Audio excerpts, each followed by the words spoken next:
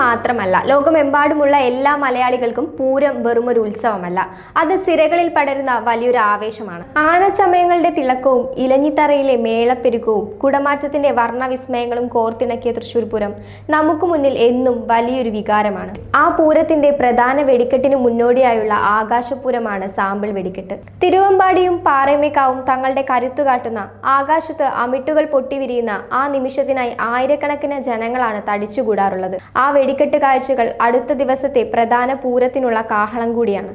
എന്നാൽ ആഘോഷത്തിന്റെ ഈ കൊടുമുടിയിൽ നിൽക്കുമ്പോഴാണ് എല്ലാവരെയും നടുക്കിക്കൊണ്ട് തൃശ്ശൂർ പൂരനഗരിയിൽ അപ്രതീക്ഷിതമായ ആ വലിയ ദുരന്തം സംഭവിച്ചിരിക്കുന്നത്. പൂര ആവേശത്തിന്റെ ആരവങ്ങൾ പെട്ടെന്ന് തന്നെ നിലവിളികൾക്കും ആശങ്കകൾക്കും വഴിമാറുന്ന കാഴ്ച ഏറെ നോവുന്നതാണ്. നൂറ്റാണ്ടുകളുടെ പാരമ്പര്യമുള്ള തൃശ്ശൂർ പൂരത്തിന്റെ ചരിത്രത്തിൽ ഇങ്ങനെയൊരു കറുത്ത പാട് ബാക്കിയാവുകയാണ്.